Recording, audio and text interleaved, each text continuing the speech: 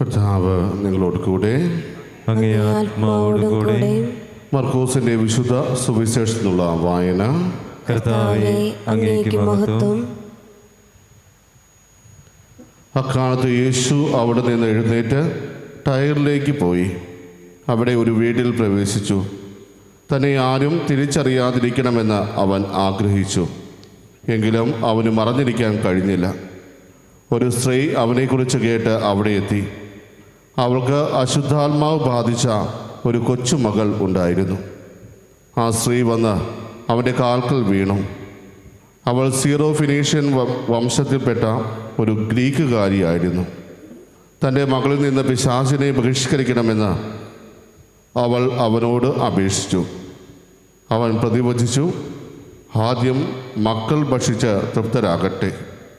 മക്കളുടെ അപ്പം എടുത്ത് നായ്ക്കൾക്ക് എറിഞ്ഞു കൊടുക്കുന്നത് നന്നല്ല. അവൾ മറുപടി പറഞ്ഞു, കർത്താവേ, അത് ശരിയാണ്. എങ്കിലും മേശയ്ക്ക് കീഴെ നിന്ന് നായ്ക്കളും മക്കൾക്കുള്ള അപ്പകഷ്ണങ്ങളുടെ ബാക്കി തിന്നുന്നുണ്ടല്ലോ. അവൻ അവളോട് പറഞ്ഞു, ഈ വാക്ക് മൂലം നീ പൊയ്ക്കൊള്ളുക. പിശാച് നിന്റെ മകളെ വിട്ടുപോയിരിക്കുന്നു. അവൾ വീട്ടിലേക്ക് പോയി. കുട്ടി കട്ടിലിൽ കിടക്കുന്നത് അവൾ കണ്ടു. പിശാച് അവളെ വിട്ടുപോയിരുന്നു. കർത്താവിൻ്റെ സുവിശേഷം. ക്രിസ്തുവേ, അങ്ങേക്ക് സ്തുതി.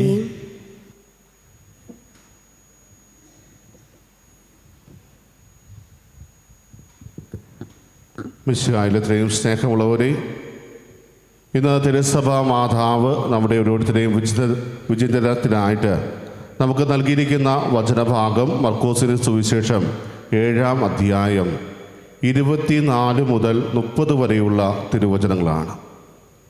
ഈ ഒരു തിരുവചനം നമ്മൾ വായിക്കുമ്പോൾ ആദ്യം നമ്മുടെ മനസ്സിലേക്ക് കടന്നു വരുന്ന ഒരു ചിന്ത ഒരുപക്ഷെ ഇപ്രകാരമായിരിക്കും: ദൈവം ഒരു വ്യക്തിയുടെ പ്രാർത്ഥന നിരസിക്കുന്നതും തൻ്റെ പ്രാർത്ഥന നിരസിച്ചപ്പോൾ ആ വ്യക്തിയിലുണ്ടായ പ്രതികരണവും എപ്രകാരമായിരുന്നു എന്ന് നമുക്ക് ഒന്ന് ചിന്തിക്കുവാനുള്ള ഒരവസരമാണ് ഈ ഒരു വായന നൽകുന്നത്.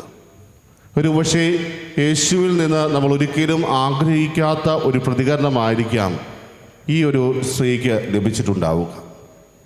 കാരണം യേശുവിനെ സമീപിക്കുന്ന ഓരോ വ്യക്തികളെയും അവൻ സൗഖ്യപ്പെടുത്തുന്നത് നമ്മൾ ഇതിനു മുമ്പുള്ള എല്ലാ വായനകളിലും കണ്ടതാണ്. ഗനേസരുടെ നാട്ടിലേക്ക് യേശുനാഥൻ കടന്നു ചെന്നപ്പോൾ അവിടെയുള്ള ജനങ്ങൾ എന്താണ് ചെയ്തത്? ആ പ്രദേശത്തുള്ള എല്ലാ രോഗികളെയും യേശുവിൻ്റെ അടുക്കിലേക്ക് കൊണ്ടുവന്നു. അവരെ എല്ലാം യേശു സുഖപ്പെടുത്തി. പത്രോസിൻ്റെ അമ്മായിമ്മയുടെ ഭവനത്തിലേക്ക് കടന്നു ചെന്നപ്പോഴും സംഭവിച്ചത് അതുതന്നെയാണ്. പത്രോസിൻ്റെ അമ്മായിമ്മയെ സുഖപ്പെടുത്തി. അപ്പോൾ തന്നെ അവിടെയുള്ള ജനങ്ങൾ ചുറ്റുവട്ടത്തുള്ള എല്ലാ രോഗികളെയും അവൻ്റെ അടുക്കിലേക്ക് കൊണ്ടുവന്നു. അവരെയെല്ലാം യേശുനാഥൻ സുഖപ്പെടുത്തി. ഇതെല്ലാം കേട്ട ഒരു വ്യക്തി ആയിരിക്കണം ഈ സീറോ ഫിനീഷ്യൻ സ്ത്രീ. തീർച്ചയായും ഒത്തിരിയേറെ വേദനയോടെ, ഒത്തിരിയേറെ ആകുലതയോടുകൂടെയാണ് ആ സ്ത്രീ യേശുവിനെ സമീപിച്ചിട്ടുണ്ടാവുക. ഒത്തിരിയേറെ പ്രതീക്ഷകളുണ്ട്. ഇനി ദൈവത്തിന് മാത്രമാണ് തൻ്റെ മകളെ സുഖപ്പെടുത്തുവാൻ സാധിക്കുക. ആ ദൈവത്തിൻ്റെ അടുത്ത് ചെന്ന് കഴിഞ്ഞാൽ തീർച്ചയായും എൻ്റെ മകൾ സുഖപ്പെടും എന്ന ഒരു വിശ്വാസത്തോടുകൂടെ ആ സ്ത്രീ യേശുവിൻ്റെ അടുക്കിലേക്ക് കടന്നു വരുമ്പോൾ അവൾ എത്രമാത്രം വേദനിച്ചിട്ടുണ്ടെന്ന് നമുക്ക് കാണുവാൻ സാധിക്കും. കാരണം ഇന്നത്തെ വചനം പറയുന്നത് അവൻ്റെ കാൽക്കൽ വീണു എന്നാണ്. യേശുവിൻ്റെ കാല് പിടിച്ചുകൊണ്ട് തൻ്റെ മകളെ സുഖപ്പെടുത്തണമെന്ന് അപേക്ഷിച്ചപ്പോൾ പ്രത്യക്ഷത്തിൽ വളരെ പരുഷമായ ഒരു പ്രതികരണമാണ് യേശുവിൻ്റെ ഭാഗത്തുനിന്ന് ഉണ്ടായത് എന്ന് നമുക്ക് മനസ്സിലാക്കുവാൻ സാധിക്കും. മക്കൾക്കുള്ള അപ്പം എടുത്ത് എങ്ങനെയാണ് നായ്ക്കൾക്ക് എറിഞ്ഞു കൊടുക്കുക എന്ന ഒരു വാക്ക് യേശുനാഥൻ ഉച്ചരിക്കുമ്പോൾ, പ്രിയമുള്ളവരെ, എത്ര ക്രൂരമായിട്ടാണ് യേശുനാഥൻ പ്രതികരിക്കുന്നത് എന്ന് ഒരുപക്ഷെ നമ്മൾ ചിന്തിച്ചിട്ടുണ്ടാകാം. കാരണം അത്രയും ആളുകളുടെ മുമ്പിൽ വെച്ച് ഒരു സ്ത്രീയോട് ഇതുപോലെ ചോദിക്കുമ്പോൾ തീർച്ചയായും തലകുനിച്ച് നിൽക്കുവാനേ അവൾക്ക് സാധിക്കുള്ളൂ. കാരണം ആ ജനത്തിൻ്റെ മുമ്പിൽ തന്നെ അപമാനിക്കുന്ന തരത്തിലാണ് ഈ ഒരു ചോദ്യം യേശു ഉന്നയിക്കുന്നത്. പിന്നെ എന്തിനാണ് ഇങ്ങനെയുള്ള ഒരു ഭാഗം സുവിശേഷകൻ തന്നെ സുവിശേഷത്തിൽ ഉൾപ്പെടുത്തിയത് എന്ന് ചോദിച്ചു കഴിഞ്ഞാൽ, ആ സീറോ ഫിനീഷ്യൻ സ്ത്രീയുടെ വിശ്വാസത്തിൻ്റെ വലിപ്പം എത്ര വലുതായിരുന്നു എന്ന് നമ്മളെ കാണിക്കുന്നതിന് വേണ്ടിയാണ്. അവളുടെ വിശ്വാസം എത്ര ആഴമേറിയ ഒന്നായിരുന്നു. തന്നെ ദൈവം തന്നെ തൻ്റെ പ്രാർത്ഥന നിരസിച്ച് കളഞ്ഞിട്ടും തിരസ്കരിച്ചിട്ടും യാതൊന്നും പറയാതെ വീണ്ടും അവൻ്റെ കാൽക്കൽ മുറുകെ പിടിക്കുന്ന ഒരു സ്ത്രീയെയാണ് നമ്മളിവിടെ കാണുക. പ്രിയമുള്ളവരെ, ഇതിൽ നിന്ന് നമ്മൾ മനസ്സിലാക്കേണ്ടത്, ദൈവം ഉടനടി നമ്മുടെ പ്രാർത്ഥന കേട്ടില്ലെങ്കിലും നിരന്തരം ദൈവത്തോട് അപേക്ഷിച്ചാൽ തീർച്ചയായും അവൻ നമ്മുടെ പ്രാർത്ഥന കേൾക്കും. ദൈവം ഒരിക്കലും ഒരു യാന്ത്രികമായ ഒരു വ്യക്തിയല്ല. നമ്മൾ ചെല്ലുന്ന ഉടനെ തന്നെ തീരുമാനിച്ചുറപ്പിച്ചതുപോലെ നമ്മളെ അനുഗ്രഹിക്കുന്ന ഒരു ദൈവമല്ല, മറിച്ച് ദൈവം നമ്മളിൽ നിന്ന് പ്രതീക്ഷിക്കുന്നത് അവരുമായി അല്പസമയം ഇടപഴകണം എന്നുള്ളതാണ്. ദൈവത്തിൻ്റെ അടുക്കൽ നാം ചെല്ലുമ്പോൾ അവനുമായി ഒന്ന് ഇടപഴകുവാൻ നാം ഓരോരുത്തരും തയ്യാറാകണം. പഴയ നിയമ പുസ്തകത്തിൽ ഒത്തിരിയേറെ ഉദാഹരണങ്ങൾ നമുക്ക് കാണുവാൻ സാധിക്കും. അബ്രാഹാം സോദോമിനെ നശിപ്പിക്കുന്നു എന്ന് അറിഞ്ഞപ്പോൾ അതിനുവേണ്ടി ദൈവത്തിന് മുമ്പിൽ ഒരു പേശൽ നടത്തുന്നുണ്ട്. ഒത്തിരി പ്രാവശ്യം ഇത്ര നല്ലവരെ കാണിച്ചു കഴിഞ്ഞാൽ നീ അത് പിൻവലിക്കുമോ എന്ന് ചോദിക്കുന്നത് നമുക്ക് കാണുവാൻ സാധിക്കും. അതുപോലെ തന്നെ നമുക്ക് കാണാവുന്ന ഒരു കാര്യമാണ് മോശ ദൈവവുമായിട്ട് സംവാദം നടത്തുന്നത്. ഇസ്രായേൽ ജനതയെ നശിപ്പിക്കരുതേ, അവരെ രക്ഷിക്കണമെന്ന് ദൈവവുമായി നടത്തുന്ന ഒരു സംവാദം. അത് വളരെ നീണ്ടു നിൽക്കുന്ന ഒന്നാണ്. അതുപോലെ ദാവീദ് രാജാവ് 7 ദിവസം ഉപവസിച്ച് പ്രാർത്ഥിക്കുന്നുണ്ട്. എന്തിനു വേണ്ടിയാണ്? ബേർഷെബയിൽ തനിക്ക് ജനിച്ച ആ കുഞ്ഞിനെ രക്ഷിക്കണമെന്ന് അപേക്ഷിച്ചുകൊണ്ട് 7 ദിവസം ഉപവസിച്ച് പ്രാർത്ഥിക്കുന്നത് നമുക്ക് കാണുവാൻ സാധിക്കും.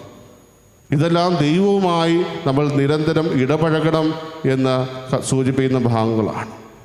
ദൈവത്തിൻ്റെ സന്നിധിയിൽ പോയി നാം ഓരോരുത്തരും പ്രാർത്ഥിക്കുമ്പോൾ ഉടനടി അതിന് ഉത്തരം കിട്ടിയില്ലെങ്കിൽ നമ്മൾ വേദനിച്ച് തിരികെ പോവുകയല്ല, മറിച്ച് അവനിലേക്ക് കൂടുതൽ ആശ്രയം വയ്ക്കണമെന്നാണ് ഇവിടെ നമ്മളെ പഠിപ്പിക്കുക. ഒരുപക്ഷെ നമ്മുടെ പ്രാർത്ഥന കേട്ടിട്ടുണ്ടാകില്ല, നമ്മൾ പ്രതീക്ഷ ആയിരിക്കില്ല സംഭവിക്കുന്നത്. പ്രത്യേകിച്ച് ദാവീദ് രാജാവിൻ്റെ ആ പ്രാർത്ഥന 7 ദിവസം ഉപവസിച്ച് പ്രാർത്ഥിച്ചിട്ടും ആ കുഞ്ഞ് മരിക്കുകയാണ് ഉണ്ടായി. പക്ഷേ അതേ ദൈവം തന്നെ ബേർഷെബയിൽ സോളമനെ നൽകിക്കൊണ്ട് ദാവീദിനെ അനുഗ്രഹിക്കുന്നതും നമുക്ക് കാണുവാൻ സാധിക്കും. അവൻ പ്രതീക്ഷിച്ചിലും ഉപരിയായി നന്മകൾ കൊണ്ട് നിറയ്ക്കുന്ന ഒരു ദൈവത്തെയാണ് നമ്മൾ കാണുക. അപ്പോൾ പ്രിയമുള്ളവരെ, ദൈവസന്നിധിയിലേക്ക് കടന്നു വന്ന് ദൈവസന്നിധിയിൽ നമ്മൾ ഓരോരുത്തരും നിരന്തരം പ്രാർത്ഥിക്കുമ്പോൾ തുടക്കം നമ്മുടെ പ്രാർത്ഥന ദൈവം കേട്ടില്ല എന്ന് ഒരു പക്ഷേ നമ്മൾ ചിന്തിച്ചേക്കാം. പക്ഷേ നമ്മൾ പ്രാർത്ഥിച്ചതിനും ഉപരിയായി, നമ്മൾ പ്രതീക്ഷിക്കുന്നതിനും ഉപരിയായി വലിയൊരു അനുഗ്രഹം ദൈവം നമുക്കായിട്ട് മാറ്റിവെച്ചിട്ടുണ്ട്. ഇവിടെ ഈ സീറോ വിനേഷ്യൻ സ്ത്രീ നമുക്ക് നൽകുന്ന ഒരു എൻകറേജ്മെൻ്റ് ഉണ്ട്. നിന്റെ പ്രാർത്ഥനയിൽ നീ പരാജയപ്പെട്ടു പോകരുത്. ദൈവം പോലും നിന്നെ തിരസ്കരിക്കുന്ന അവസരത്തിൽ നീ അത് ഉപേക്ഷിച്ച് മാറിപ്പോവുകയല്ല, മറിച്ച് കുറച്ചുകൂടി താല്പര്യത്തോടെ, കുറച്ചുകൂടി തീഷ്ണതയോടെ വീണ്ടും കർത്താവിൻ്റെ സന്നിധി വാദിച്ചു നിൽക്കുക. തീർച്ചയായും ദൈവം നമ്മുടെ പ്രാർത്ഥന കേൾക്കുമെന്ന്.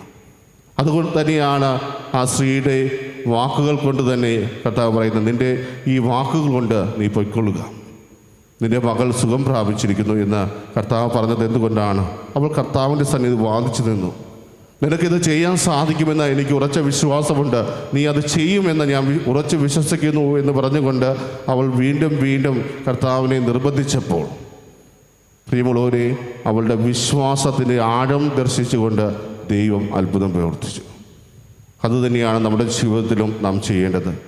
നമ്മൾ പ്രാർത്ഥിച്ച ഉടനെ തന്നെ നമുക്ക് ഉത്തരം ലഭിച്ചില്ലെങ്കിൽ തളർന്നു പോകാതെ പ്രത്യാശയോടെ, പ്രതീക്ഷയോടെ വീണ്ടും വീണ്ടും കർത്താവിൻ്റെ സന്നിധിയിലേക്ക് ചെല്ലുവാനും കർത്താവിൻ്റെ അനുഗ്രഹം അവിടുത്തെ കരങ്ങളിൽ നിന്ന് പിടിച്ചു വാങ്ങുവാനും നമുക്ക് പരിശ്രമിക്കാം. അങ്ങനെ നമ്മൾ ഓരോരുത്തരും ചെയ്യുമ്പോൾ തീർച്ചയായും ദൈവം നമ്മുടെ ഇടയിൽ പ്രവർത്തിക്കും. ആ ദൈവത്തിലാണ് നാം ഓരോരുത്തരും ആശ്രയം വെച്ചിരിക്കുന്നത്. അതുകൊണ്ട് നമ്മുടെ ആശ്രയം എന്നും ദൈവത്തിൽ ഉറപ്പിച്ച് മുന്നോട്ട് പോകുവാൻ നമുക്ക് പരിശ്രമിക്കാം. അതിന് സർവശക്തനായ ദൈവം നമ്മെ ഓരോരുത്തരെയും സമൃദ്ധമായിട്ട് അനുഗ്രഹിക്കട്ടെ. ആമേൻ.